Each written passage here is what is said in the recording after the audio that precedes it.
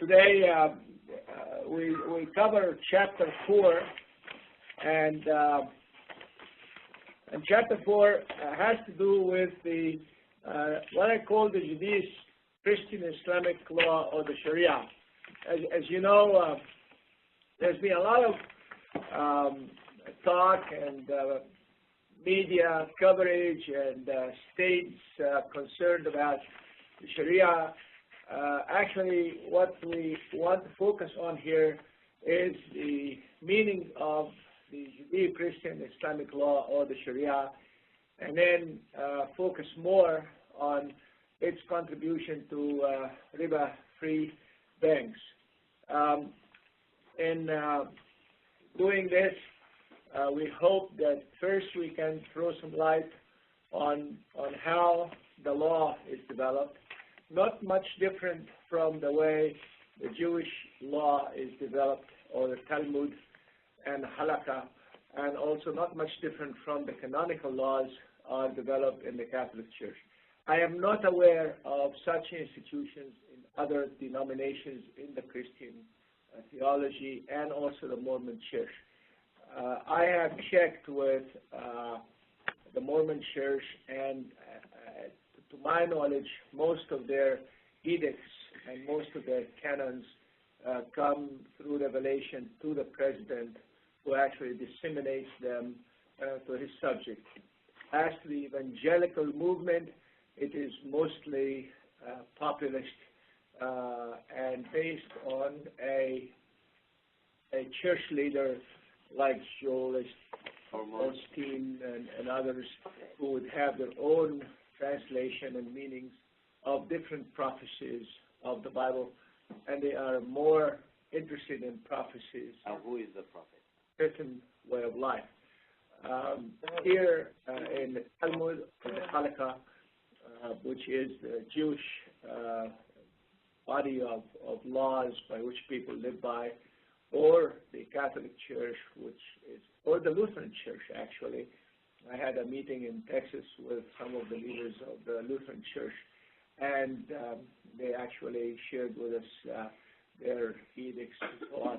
They have been quiet for some time now. I think they're waking up because they found that the evangelical movement is using the fundamentals of what Martin Luther wrote, and it is expanded, they think, in a direction that they want to bring back, not to control, but to manage. But that is said, the process that we're going to go through will help us all understand what this business of Sharia is all about. To let you know, most of the Muslims hear the word Sharia and they think it's a very important thing, but many of them don't know where it's coming from. It's exactly like the canons in the Catholic Church for a Catholic, and Halakha for an average Jewish person.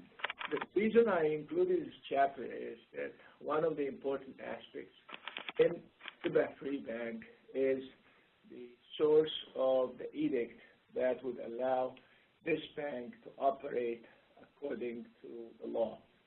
And I wanted to go through some historic facts about riba-free banking. I wanted to introduce you to the tedious and meticulous and detailed process that a qualified scholar in the faith uses to come up with an edict. And I want the people of the faith, of any faith, to understand the process that these very respected scholars in whatever faith they belong to go through. Why? Because you need to ask. If they tell you this is forbidden, you need to ask on what basis you have reached that decision. What are your references? Ask yourself, who are they? Are they educated? Are they trained? Are they prepared to make such decisions? Unfortunately, nowadays, the only preparation in a large number of cases is a Hollywood-style preparation. the garb people dress in, maybe a beard, can be long, can be short, can be nicely dressed, and so on. And that adds in this halo of adding credibility, because we live in a television era whereby the looks are more important than the content.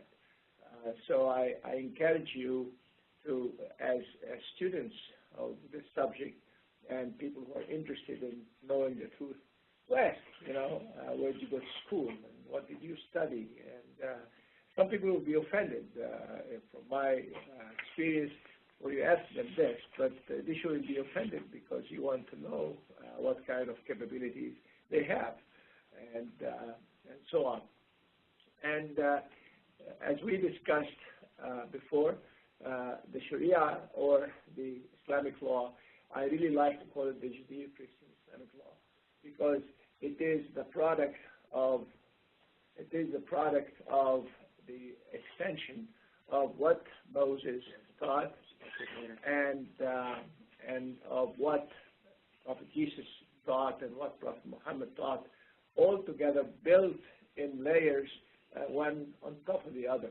And it's very important to note that when Jesus came, he did not discredit Moses. He actually reinforced Moses' teachings.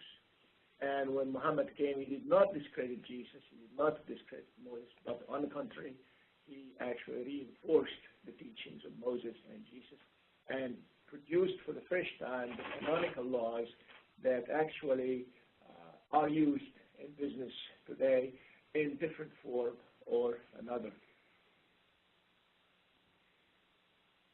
Now, I also wanted to give you a little historic background.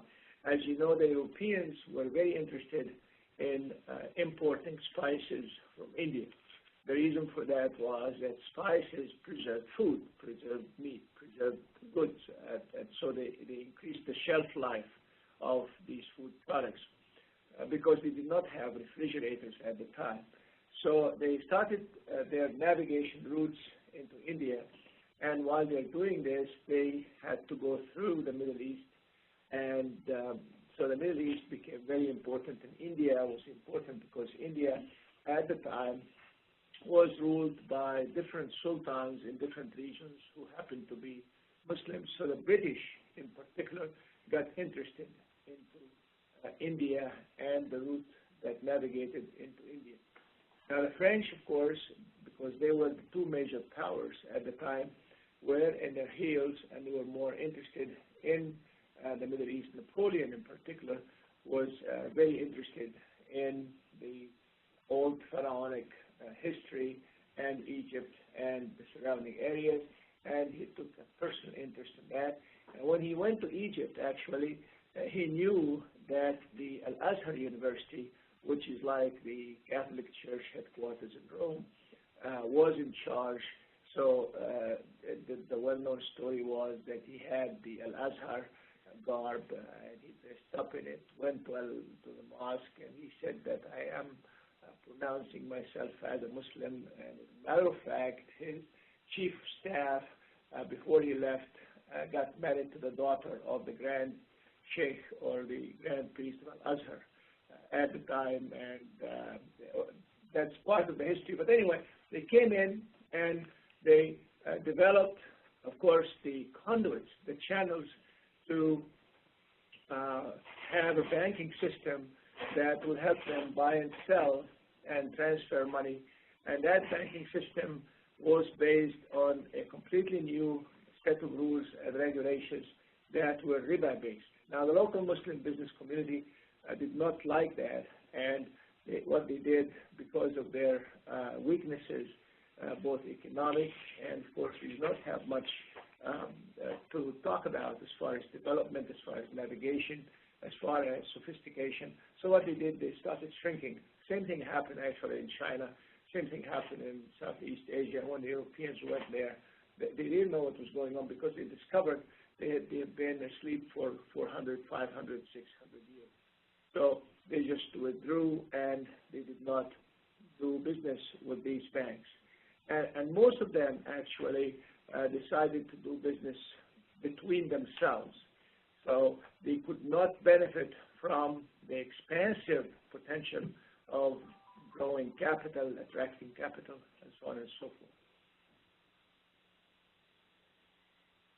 So with their exposure for the first time to the colonial powers and what they have, they discovered that they were asleep for 600 years.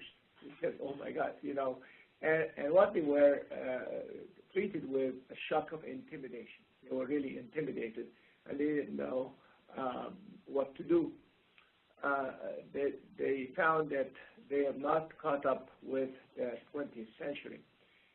And my translation of colonization, despite the fact that this may not be a popular view, is that the God Almighty in His infinite wisdom, when He wants to shake people up and wake them up, He would send them people who have been awakened a long time ago to let them wake up. What happened in Iraq is a wake-up call in Iraq. What's happening in Afghanistan is a wake-up call in Afghanistan.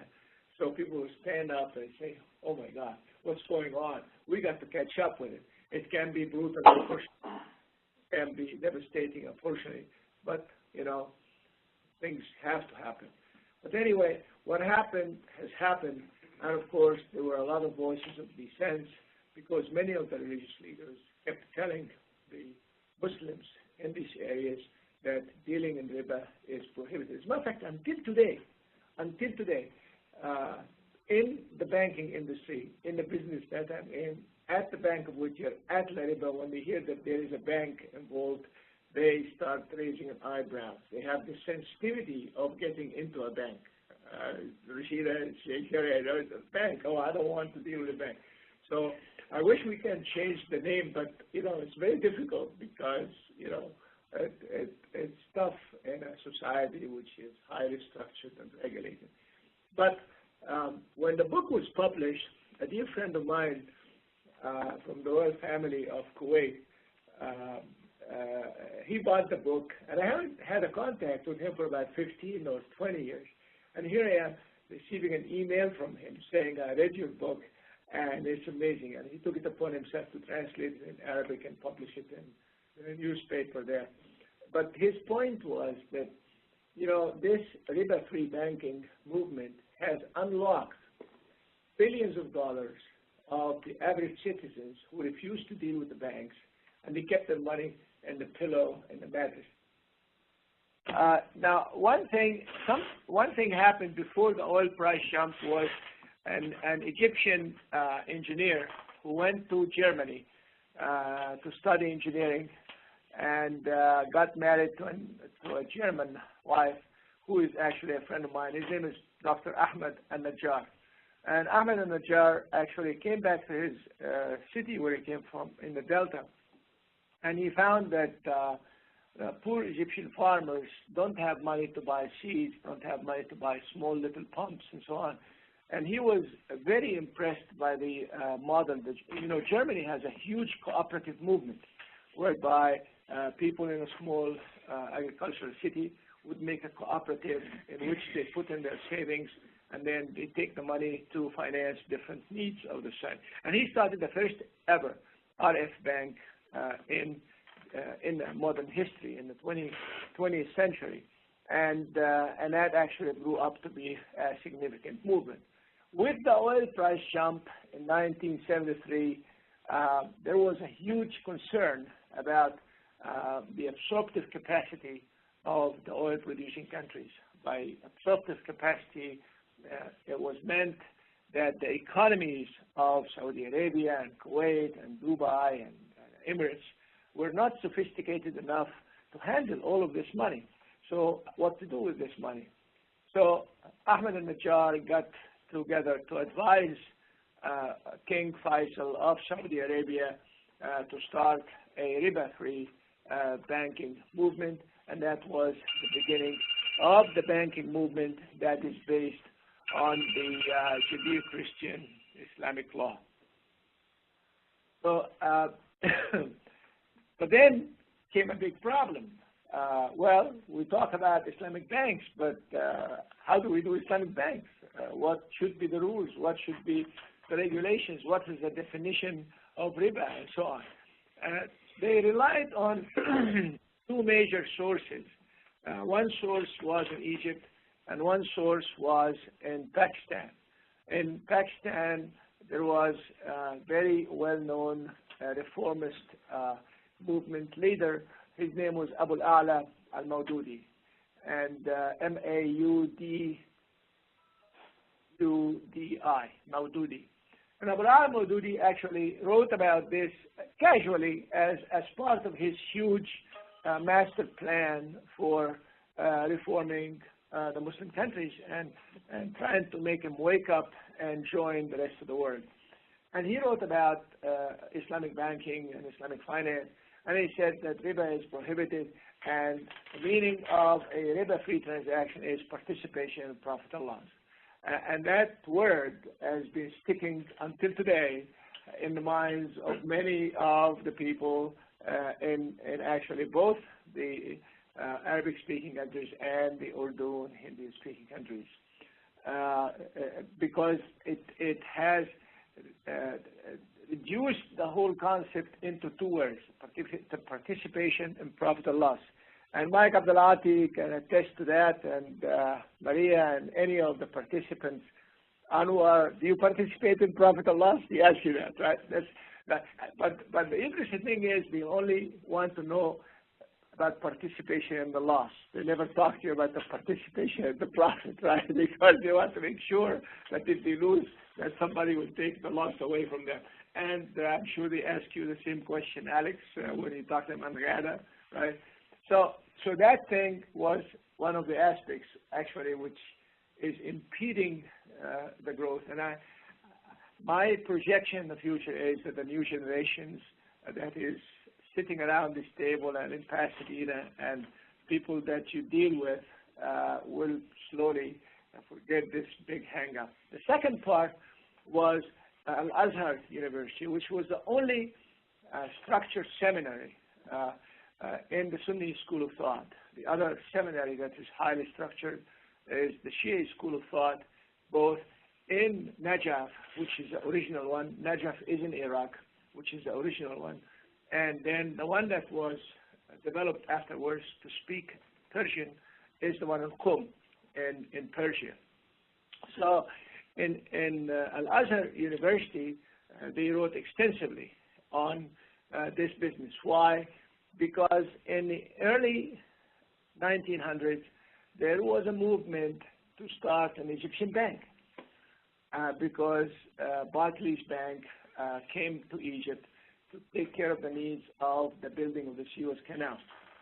And so they got exposed to Barclays Bank. Barclays of today, at the time, they opened up a branch in Egypt that was the first ever riba-based bank. So the Egyptians said, why can't we have a bank?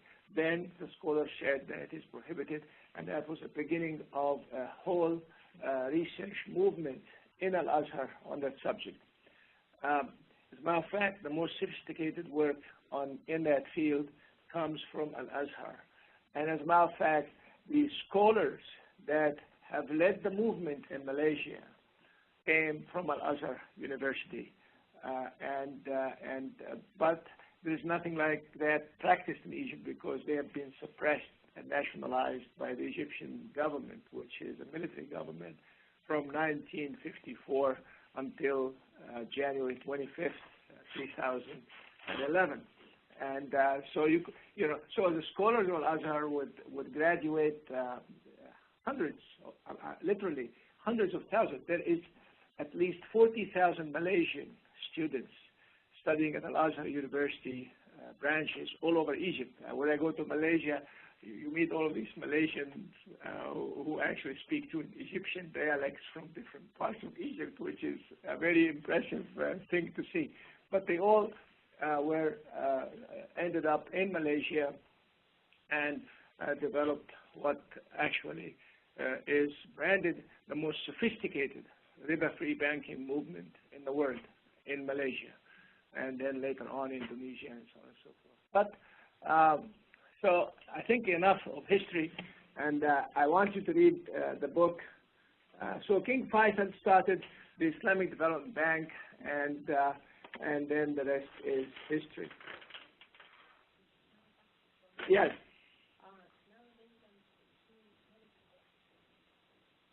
Yes, yes, yes. There's a lot of and I think the future of Azhar will be much more enhanced because there will be more focus on the quality of education, so on and so forth. If you're asking where do I find the time to summarize books and stuff, I want to share with you this. For instance, this particular thing is based on the book, and it was produced sitting at the airport waiting for airplanes, sitting inside the airplane doing my work. I'm sharing this with you because please do not sit doing nothing. Do something, all right? Challenge yourself. Read the book, do a presentation, do something, but do not sit doing nothing. Your mind will sleep, and when your mind sleeps, it's very hard to wake it up again, right? So this whole book actually was typed one hand. You've seen me typing, right? Not two hands, one hand with finger typing while sitting on airplanes for 11 hours and sitting at airports waiting for airplanes for 3 hours and 4 hours. Traveling, my wife would be sleeping from the jet lag. I'd go down in the lobby and type things. Don't let your mind sleep, all right? Because it's what a waste of time. I wish we have time to do things, but be it as it may.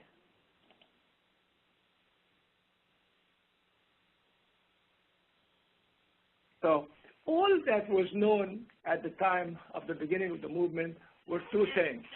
First, interest cannot be charged, and any contract that involves the paying of interest, the charging of interest, the witnessing of interest contracts are prohibited and will never be forgiven. Actually, the same law in Judaism and in Catholicism, early Catholicism. Now, the second part is what Sheikh Awad al-Maududi has put together, and that is the parties in a commercial transaction must participate in the profit and loss. Now here came the challenge. Now we have an Islamic bank, let us say, a riba-free bank, and we say, this is a riba-free bank. So how do we operate? They don't know much about banking. The scholars know nothing about banking. And so they started, and I personally was involved in this process. So we started bringing bankers, riba-based bankers, and scholars together and put them in the same room. So we would explain to them what are the aspects of a certain transaction, like opening a checking account. And then we'll ask them what's their opinion. Then they'll ask questions, and we'll give answers. And we slowly developed what is today known as the foundation of RF banking, edicts and laws and so on and so forth. And of course, in the beginning, it was very fundamental. What is a checking account? By the way, the word check comes from the word sak, and sak means a promissory note in the original Arabic language. That's where the word check came from, and went into Europe, and it was used in the banking setup, and then back now in the free banking. Now, so this was the first beginning, exposing the bankers to the scholars. But then we faced another problem, language. Because most of the scholars in the Arabic-speaking countries speak Arabic only, and most of the international bankers spoke English, because we wanted to have, and frankly, the people that insisted adamantly, the people who have the hardest head amongst Muslims in the world are the Indian, Pakistani, Bangladeshi communities. They say, this is what we want, and they make sure they get it, right? And different from the Arabic-speaking, who I think have been more internationalized. So, for instance, the halal meat issue was something that everybody was laughing about and so on and so forth. Now it's a huge industry, right? And the same thing with the riba-based and the riba-free financing. Now, they spoke English, right? So when we looked for scholars in the Indo-Pakistani subcontinent, they all spoke English. Not only that, but they also mastered the Arabic language because they had to understand the Quran and understand the Hadith and the Sharia and all the sources of the law. So that was a fantastic source of knowledge that we wanted to capitalize with. And when we got them with the international bankers, they could communicate, and that was the emergence of what you see today as the movement. Any questions so far? No, thank you. No question. Okay, very good. We talked about the English language. Now, the third problem that we faced was the problem of cultures. Now you have two main dimensions: the Egyptian Malaysian dimension, which was actually related to Al-Azhar University, and the Egyptians are joke-loving, fun-loving guys. You can see the Egyptians are easygoing and stuff. And then the Indian Pakistanis are very strict. You know, this has got to be this way. And that, and then the more difficult ones are actually the ones in the peninsula who come from a desert background, and they are very strict, and they want to follow the Wahhabi school of thought. And that had to do with the definition of what is allowed and what is prohibited, what is halal and what is haram.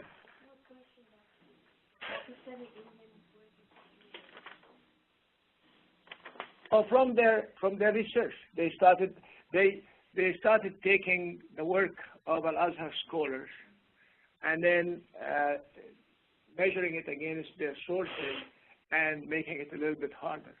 But the most difficult ones that were harder were the Wahhabi school of thought. So that actually produced two different bodies of scholarship. Scholarship in the Gulf countries that attracted, because in every school, in every seminar, there are the hardcore people, the hardliners, and all the accommodating liners. In a school, I mean, in this bank, you find the people who are very strict in lending and people who can, you know, be understanding, people who take this line and that line. So those hardliners ended up in the Gulf countries, Saudi Arabia and Dubai and so on. And then the more accommodating ended up in Malaysia. So when the body of riba-free banking was developed in Malaysia, it was frowned upon by the scholars in the Gulf countries. But then as time went by, of course, the Malaysians developed a much faster and sophisticated riba-free system that was up to the standards of Europe and the United States, but the Gulf countries have been sitting there. And by the way, the last country to introduce riba-free banking in the world was Saudi Arabia, for your information. The last country, actually, just made it like 8 years ago or 10 years ago. But the only country that did not have that Islamic bank was Saudi Arabia. Why, I don't know. But against popular culture or knowledge. So anyway, but then today they are actually slowly converging. So now we are very close to developing something that is universally accepted, and God willing will be a wonderful foundation for a better future. In Malaysia, actually, I also had the honor of seeing a university which was supposed to be designed along the lines to compete with Harvard and Yale and some of the London School of Economics, called INSIF, which is an international institute that trains riba-free bankers, and they have students from 74 countries It's amazing when you go out and lecture there and see all of these people from all over the world. It's an amazing experience. So this also is coming, and there is another center in Durham, England, that's teaching this. So there is some development. I think enough with this background, and we talked about the crossbreeding, and okay. Now, what is jurisprudence? What is Sharia? Now, Sharia is translated as jurisprudence, which is a set of laws. But I think that it is, I prefer to translate it the law. As a matter of fact, in the Jewish modern literature, they call the Mosaic or the laws of Moses as the law, and the laws of Jesus as the law. And I like to call the Sharia the Judeo-Christian Islamic law, or the law. Okay?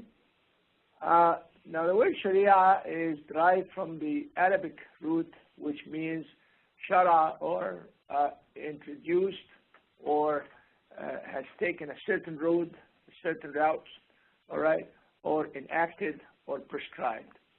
It has in it the spiritual beliefs and the applications of the religions as divine from the Quran and immutable as based on the tradition of Prophet Muhammad and all the prophets before him. So it tells a set of rules by which a Muslim believing in Islam lives, how he or she judges and governs, including moral and legal rulings mandated by Islam, and it is the integration of all the laws sent by God through his prophets and the Prophet Muhammad.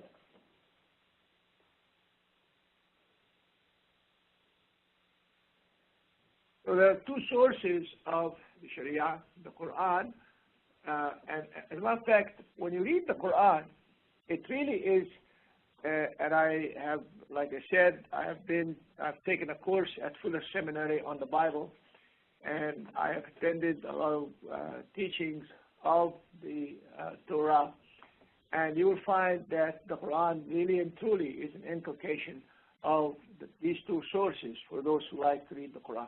And the best translation for those who would like to read, and I'll be glad to make it available, is the translation by Yusuf Ali, who has done it and acted it in Oxford using Shakespearean translation. Why I say it's the best translation? Because in the footnotes, it has a tie-in. Okay, whatever is in the Quran, how he ties it into the Torah revelations and the Bible revelations. So for those who believe in the Bible, or those who believe in the Torah, they will be familiar and comfortable reading these translations. So it's a great contribution to the future. It's an amazing, this man, for your information, he came from India, he lived in England, and when he died almost a homeless man. He did not have place even to live. He did not have the money for his burial, and I happened to meet the man who helped bury him. So, but he did a fantastic contribution in the translation of the Quran. This sounds like a Sunday lesson, but I wanted you to know the foundation of this. So those who find it boring, please forgive me. It's not meant that way. So I will jump over the usul al-fiqh, but here is the 5 levels by which one lives by. And by the way, not much different from the original Jewish halakha or Talmud teachings. First one is required. Like prayers are required. A Muslim is required to pray 5 times a day in a certain way. That is wajib or required. It's exactly like you have to pay taxes. That is required by the American law. If you don't do that, you are violating the American law. So there are requirements. For instance, like fasting is required, all right? paying your alms or zakah is required. So that is the first category. The second category is behavior that is recommended and encouraged and beloved, and it's pleasing to see you doing it. For instance, after you pay your alms, which is required, if you want to pay more money to the needy, this is something we love to see, but not required, right? In other words, you can pay your taxes and that's it. But if you want to give a donation, if you want to do voluntary this and voluntary that, that is required. If you want to pray 5 times a day and then you add 10 more, you will say no because it will uplift your spirits and so on. So this is something that you like. That's the second level. And then the third level is something that is allowed. For instance, well, am I allowed to pray in the church or the mosque, or am I allowed to pray in the desert? Am I allowed to pray on the street? Am I allowed to pray? Yeah, it is allowed. You know, this is something that is allowed. Is it allowed not to pay for the poor if you paid your zakah? Yeah, it's allowed. Nobody will complain about it. Mubah, yeah. You have that in your tradition, yeah. This is mubah, all right? So now, for instance, some people think that you have to dress in a certain way. You don't have to, you know, this is mubah, it's allowed. Now, the fourth level, as you can see, you go from that extreme, right, to the other extreme. The extreme is divinely required, and the other extreme is divinely unlawful. Divinely required is halal, and divinely unlawful is haram, right? And that is stage 5. Now, hated or disliked, disappointing, frowned upon. For instance, if a young man looks at a girl, right? So the first look is allowed, right? But more looks, all right, is hated, and more and more looks is divinely unlawful. Is that clear, Abu Fattah Sukar? Yes. Because you are the oldest man in the crowd.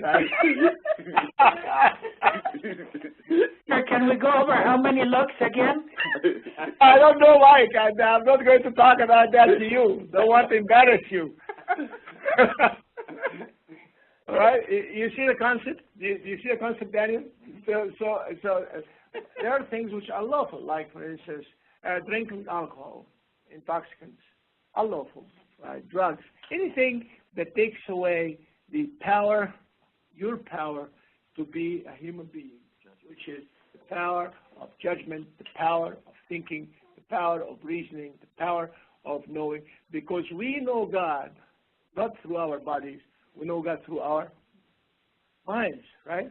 That is where our connection is with Almighty God. Do I make sense? Okay, so these are the 5, and you know, they are very not unusual, very interesting. Now,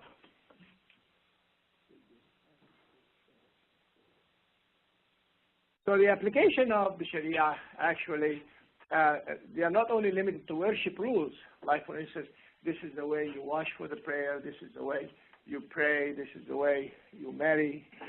No, it has to do with family law, for instance, marriage. And by the way, this is not much different from Judaism and Catholicism. I know that Patricia and her husband, they had to go to training classes in the Catholic Church for, I think, 3 or 6 months, right? She had to book, and they go and they are taught about the values and so on and so forth. Unfortunately, this is not done. This is done probably in the teachings in other religions. Inheritance laws, how you distribute the inheritance after the owner dies. If I die, how much of my wealth will be distributed to my family? This is actually spelled to the decimal point in the Quran. Commerce and trade, what the transaction laws, for the first time, a whole body of transaction laws were developed for the first time in history for business international laws, which were borrowed by the rabbi leadership in Eastern Europe to develop for the first time in history their own business bodies of law, so on and so forth. Property laws, civil laws, criminal laws, the laws and regulations covering the administrative taxes, international relations, defense, peace, and ethics. Amazingly, I remember visiting my son-in-law, Rick, who went to law school at Yale. As you enter the Yale Law School, you will find the sources of law on the law school. It is amongst them the Torah, Bible, and the Quran. I don't know if you know this or not. It's on the entrance of the law school at Yale. In the Supreme Court, if you sit in the Supreme Court room, you will find the sources of the law, and one of them is a statue of Prophet Muhammad, which includes in it, the Quran and Prophet Muhammad, and of course Jesus, and of course Moses, and the Torah, and Injil, and so on and so forth. What I'm trying to impress on you is that this wonderful country did not develop its laws out of vacuum. Its laws were developed based on the wonderful, vast human experience of all laws that were developed prior, including the Islamic Sharia. And that is something that the people of Oklahoma didn't know when they wanted to issue their well-known, actually now defunct, ruling that Sharia is not acceptable, and so on and so forth. Right? Any questions? No questions. No question. Okay. Now, what are the fundamental goals of the law of Sharia? Very simple. Pushing away what is harmful and bringing in what's useful to you, your family, your community, and to the nation. And that's very simple. So it is not only the strict application of a certain religious law. No, the whole idea is what's good, bring it in, what's bad.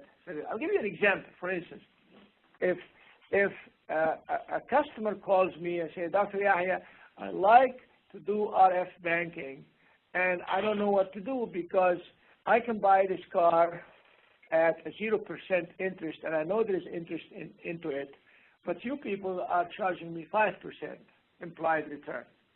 What should I do? I say, well, the most important fundamental of the Sharia or the Islamic law is pushing away what is harmful to your family and bringing in what's good.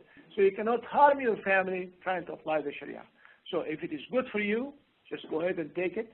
And as long as you have searched the market for what is acceptable and this is not good for your family, then go ahead and do it. Same thing with home financing. Like somebody would call Wajia, and Wajia will tell him, here are the terms, and the implied rate that I'm giving you is 3.5%. Well, Wells Fargo is giving him 3%, and Wells Fargo is giving him no fees, and so on and so forth. So we either match it, or he comes to me for an opinion. I tell him whatever is good for you and your family supersedes the application of Sharia. So all of this talk and claim that living religiously should cost you money and you should pay for it, I personally don't subscribe for it, because this is the most important fundamental of Sharia, of the law. Pushing away what's harmful in general and bringing in what's useful. And we'll talk about that a little bit more as we go.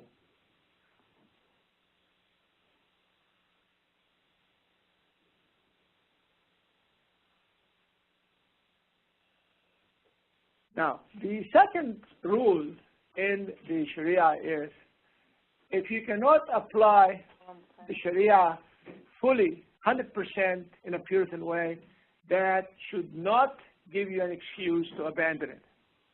All right?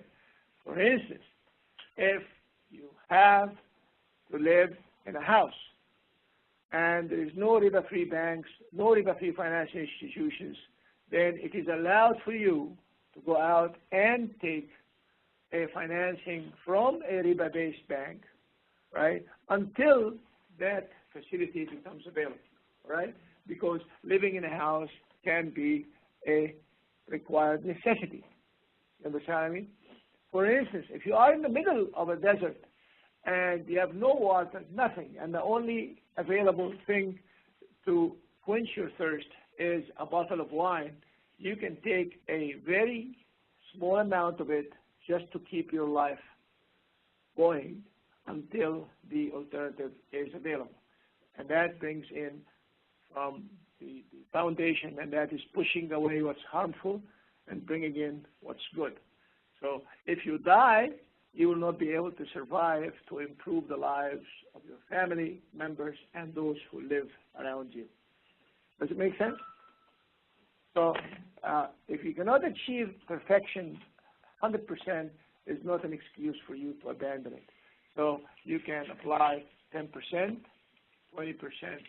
30%, and hopefully one day, and that's perfection. Perfection is only in God. Then you can reach 90% to 95%.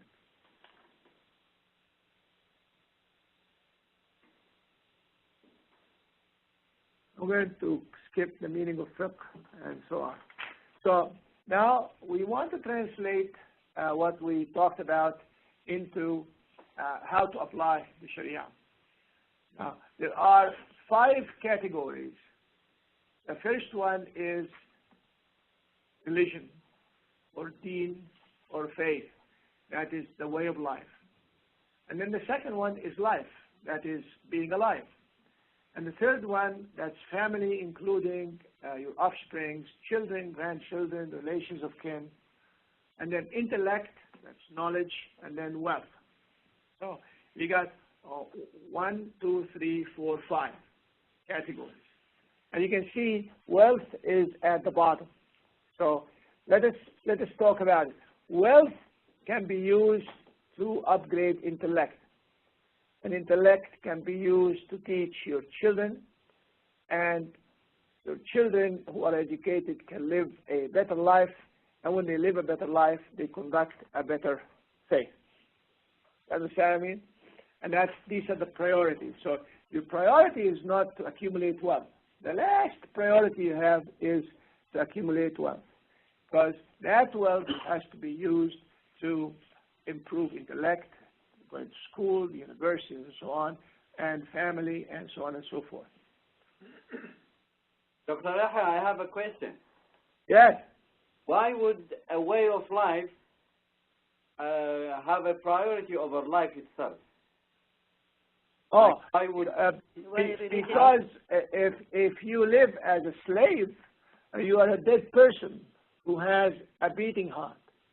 So it is your duty to get educated, to be intellectually capable, to understand what freedom is all about. Then you can unlock yourself out of it. Then you'll be alive. You understand what I mean?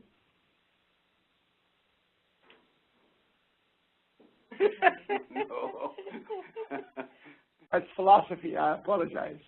Okay. Muhammad understands it and Alex understands. Rashida, do you understand? So that's what I'm saying, right? Okay.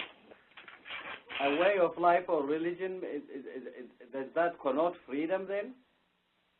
Well, yeah, but that's the ultimate. You need to develop that. And I'll talk about it when we talk about, hello? Yeah, yes. Okay. Can you hear me? We'll talk about it when we reach the next stage, which is the matrix. And so the ultimate is a faith-based, capable community that upholds the faith, lives by the law of Islam. As a result, the faith will be held in the highest regards and attractive to many who would eventually accept it.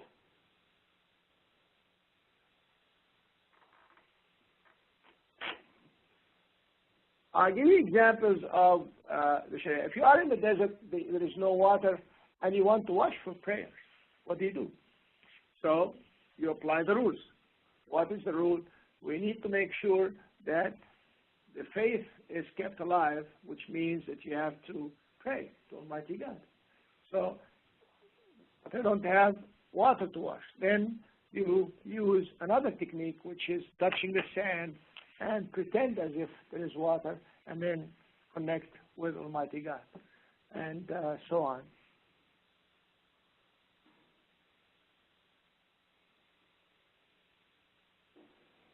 So, and then the scholars have divided it into 3 categories. Things which are required, daruriyat, like you have to drink water, this is required, right? And then complementary. Well, you need to drink juice, you need to drink Coca-Cola, you need to drink milk, but it's not required. The daruri, the required is water. And then complementary, which is called hajiyat, all right? And then improvements, which is tahsinat. In other words, instead of drinking water and then milk, people go and drink pomegranate juice. This is really luxurious, right? Or, for instance, you need money to get on the bus to move from one place to another. That is a requirement. You have to have a means of transportation. But then you can say, well, I need a car which makes my life better. But then what kind of car? Well, you can have a smart car, or you can drive a Mercedes, which is the real luxurious part. So the 3 levels of living, you understand what I mean? Now we have 2 dimensions, and I want to draw your attention to the matrix that they have on page 76 or 70? 72. Page 72, and I wish that a whiz in linear algebra would model this on the computer, because I want to develop a computer program which is used by all the muftis, the edicts producers, would come in and you ask him about a religious opinion, and you would say, well, I want to do this, and then he would ask you a set of questions, and you put weights, 1, 2, 3, 4, 5, 6, and you plug in 1 or 2 or 3 on the different aspects, and you push a button, you come up with a number which can be, really, if we can come up with a model like this, it would be a real revolutionary thing that can move people 100 years in the front. But if you look at page 72, you will find that the priority, which is A and B and C, A, which is required. You have to cover yourself when you go out, right? And then complementary, which means if it is cold, you can go with a light clothing. If you don't have anything else, you will not die, but you will need a sweater, which is complementary. And then refined further, that complementary can be a fur coat, which is a very expensive thing, all right? So A, B, and C. And then on the horizontal level of the matrix, you will have the religion, the life, the family, and intellect and knowledge and wealth. And that is the matrix that I want to do. Some of the major centers of research in the field. And by the way, there is one which is developing here, number of centers, but not focused on developing religious edicts as much as research. The best 2 research universities in the religion of Islam are Princeton and Canadian University, McGill University. And Claremont, McKenna here in Claremont, we actually started an Islamic Studies department, which is thriving and growing slowly because we need a lot of money, but that also is developing to be an important center. In addition to the other centers, and I hope that the RF, Institute for Banking and Finance, will thrive and become bigger when you all become professors in it and teachers in your own right in what you do and what you do well. And I want to remind you of what I said. There is no Buddhist, Hindu, Jewish, or Christian, or Islamic influenza. Influenza is influenza, right? You cannot put a label on it. Now, how you treat it is what is different. In Vietnam, I'm sure when mom sees her son having a cold, she treats him in a certain way, peculiar, in addition to the medicine and so on. In Sudan it's different, in Pakistan it's different, in America it's different, in Ethiopia it's different, right? So this is the way you treat it is what is different. Now, then the other thing which is important is the requirements for the person who should be on the board of Sharia scholars, the advisory board of Sharia scholars. You've got to have mastery of the Quranic language and the Quran, knowledge, meanings, and historic reasons for the revelation of the verses of the Quran, education in the law from a recognized university, and I list all of these things because it's very important. Knowledge of the Jewish Bible and the Christian Bible. This is preferred but not required, but this is, in my book, if you ask me, it is required, because this way you can actually communicate and then proven analytical capabilities as witnessed by their professors and supervisors. Now, you can't come and tell me, oh, I just studied it on my own. It doesn't count in my book, because if you study it on your own, I need to examine you. Another authority that will sit down and evaluate your knowledge and so on and so forth. Knowledge of computers, that's very important. What is your published research? Isn't that a question you need to ask? I mean, if somebody comes and says, well, I can tell you what is prohibited and what's allowed, what is halal and what's haram. Well, can you please point me to some of the published research that you have done? Isn't that a fair question? I mean, tell me what you have done. I mean, you look good as far as Hollywood is concerned, but I want to know. I will say it this way because I don't want to hurt anybody's feeling, but I want to know what you have published, what you have done. And then, of course, strong written and verbal and communication skills, ability to speak in public, good reputation in the community, knowledge of family matters. I mean, you have to be married to be able to offer advice to people about marriage. There was this girl here working in the pharmacy, I've forgotten, in Heather, and what are you doing, Heather? Well, I am a family counselor, marriage counselor. Are you married? No, I'm not married. How can you give counseling? Oh, I went to school. I was going to school is not enough. You have to live what you're offering advice on. Otherwise, it will be a very theoretical advice. And then a track record of issuing fatwas, what you have done.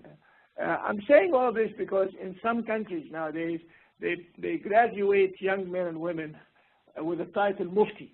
And so I've seen a Mufti at the age of 25, and I say, hey, come on, give me a break. Please put down Mufti in training or Mufti in preparation or something like that, because the Muftis I'm aware of are at least 60 years old, 65 years old, who have been around, who have been producing, fatwas or edicts for a long time.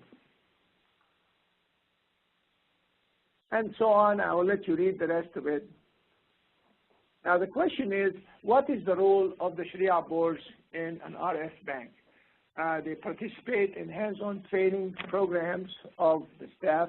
They supervise. This is the idea. Day-to-day operations, make sure it is done right. Like, for instance, if you have a sales force, you want to make sure that the sales force is not trying to sell without paying attention to saying the truth, right?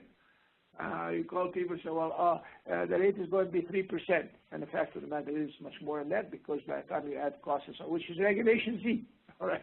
Making sure that Regulation Z is enforced, and so on and so forth. Now, comes an important thing, and that is who to appoint Sharia boards. There are two models used in appointing the Sharia boards in the RF banks. The model used by Malaysia, which I personally like a lot, what they had, the Central Bank of Malaysia has two books on its operation. One for RF banks and one for our riba-based banks. Right? That's number one.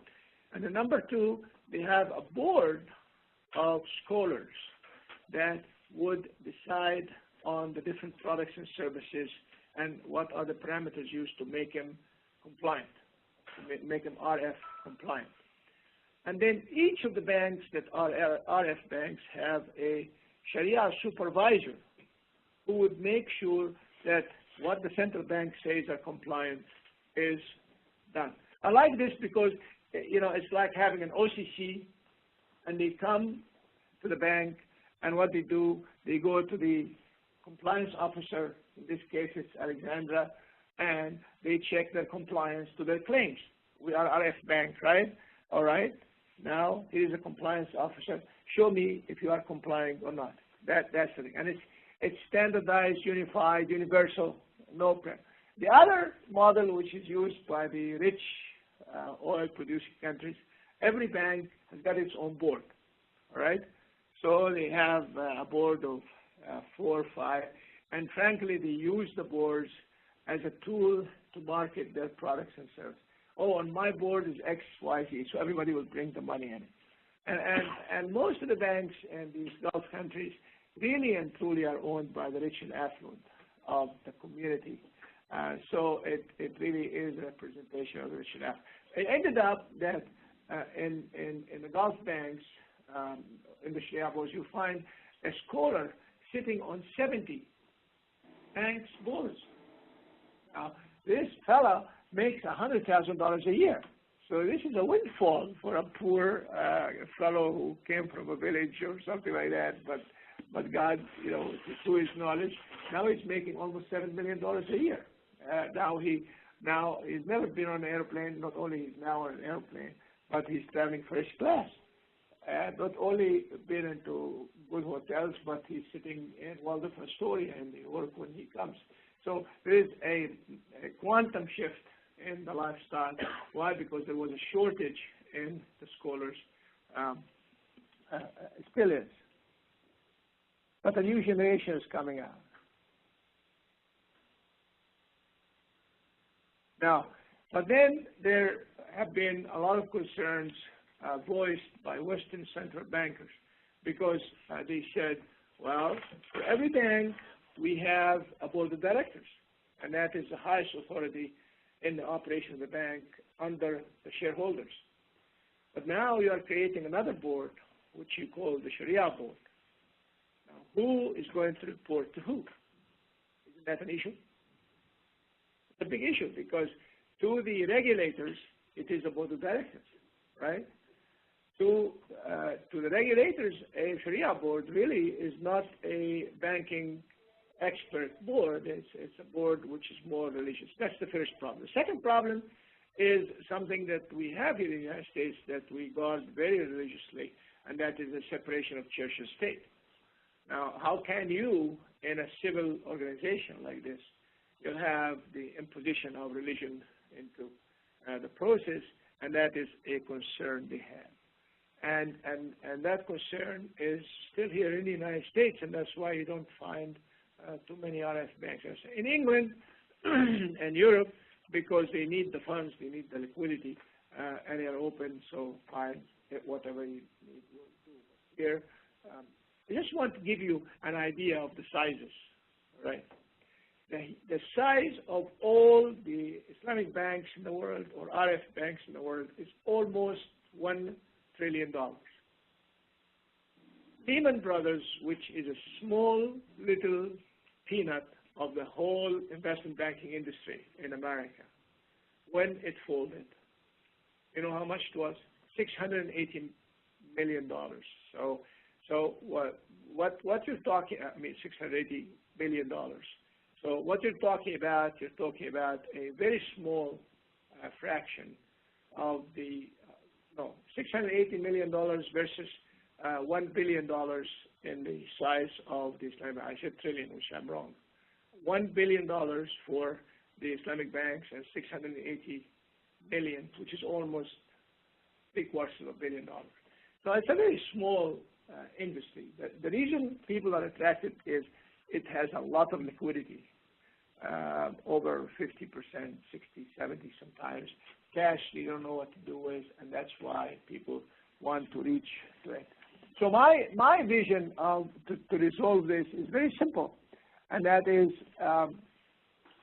simply to have during the annual examination for safety and soundness of the OCC, will add another item, which is actually a consumer compliance item.